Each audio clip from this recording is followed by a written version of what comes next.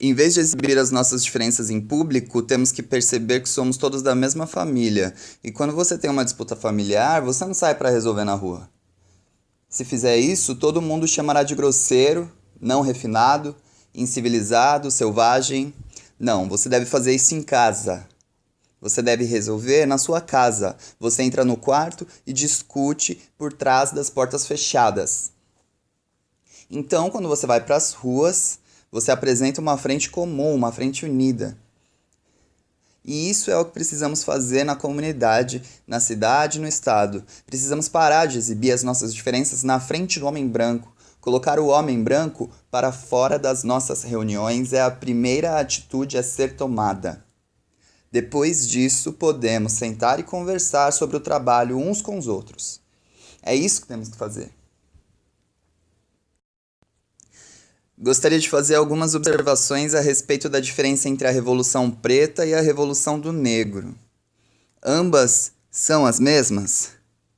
E se não forem, qual é a diferença? Qual é a diferença entre a Revolução Preta e a Revolução do Negro?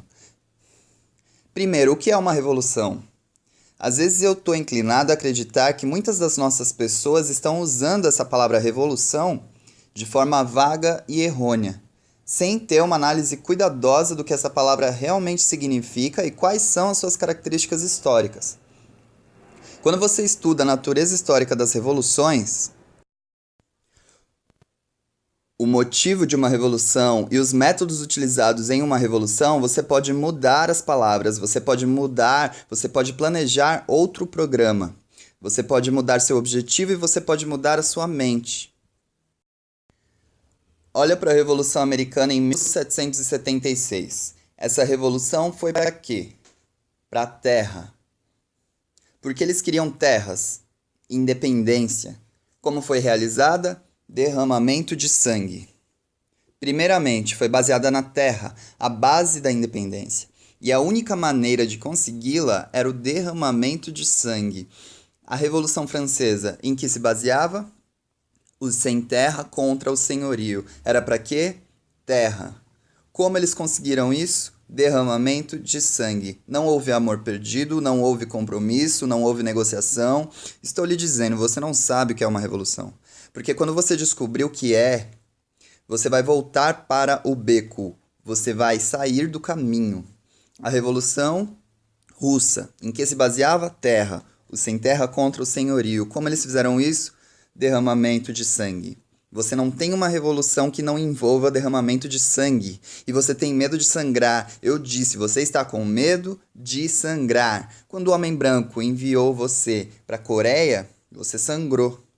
Ele mandou você para a Alemanha, você sangrou. Ele enviou você para o Pacífico Sul para lutar contra os japoneses, você sangrou. Você sangra pelos brancos. Mas no momento que você percebe que suas próprias igrejas estão sendo bombardeadas e que pequenas meninas pretas estão sendo assassinadas, você não tem coragem de sangrar. Você só sangra quando o homem branco diz que tem que sangrar. Você só morde quando o homem branco diz que tem que morder e você só late quando o homem branco diz que tem que latir. Eu odeio dizer isso sobre nós, mas é verdade. Como você vai ser não violento no Mississippi? Se lá é tão violento como quando você estava na Coreia. Como você pode justificar ser não violento no Mississippi e Alabama, enquanto as suas igrejas estão sendo bombardeadas e as suas filhas estão sendo assassinadas? Se você foi enviado para ser violento com o Hitler, com Tojo e com pessoas que nem ao menos sabia quem eram. Se a violência está errada nos Estados Unidos, a violência está errada no exterior. Se é errado ser violento defendendo mulheres pretas, crianças pretas e bebês pretos, então é errado que os Estados Unidos nos incentivem e nos façam ser violentos no exterior em sua defesa. E se é correto que os Estados Unidos nos incentivem e nos ensinem como podemos ser violentos em sua defesa, então é certo para você e eu fazer o que for necessário para defender a nossa própria gente aqui nesse país. A Revolução Chinesa, eles criam terras. Eles expulsaram os britânicos junto com o tio Tom chinês. Sim, eles o fizeram. Eles deram um bom exemplo. Quando eu estava na prisão, eu li um artigo. Não fica chocado quando eu digo que estava na prisão. Você ainda está na prisão, inclusive. Isso é o que a América significa, prisão.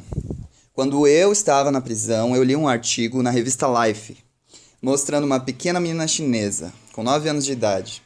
Seu pai estava nas suas mãos, e de joelhos. E ela estava puxando o gatilho, porque ele era um tio Tom chinês. Quando eles tiveram a revolução lá, eles tombaram toda uma geração de tios Toms. Apenas os limpou. E dentro de 10 anos essa menina se tornou uma mulher adulta. Não tem mais tio Tom na China. E hoje é um dos países mais difíceis, mais ásperos, mais temidos nessa terra, pelo homem branco. Porque não há tios Toms ali. De todos os nossos estudos, a história é a mais qualificada para respaldar a nossa pesquisa. E quando você vê que você tem problemas, tudo que você tem a fazer é examinar um método histórico usado em todo o mundo por outros que tiveram problemas semelhantes aos seus. Uma vez que você vê como eles obtiveram o seu direito, então você sabe como você pode obter o seu direito.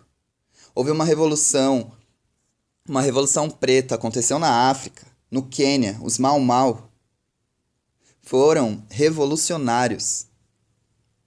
Foram eles que levaram a palavra uhuru para frente. Os Mau Mau. Eles eram revolucionários. Acreditavam na queimada da terra.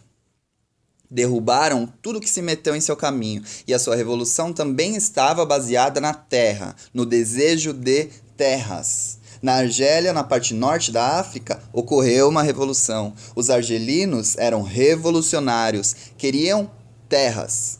A França ofereceu-se para permitir ali a sua integração à França. Eles disseram à França, para o inferno com a França. Eles queriam alguma terra, não uma França. E eles se envolveram em uma sangrenta batalha.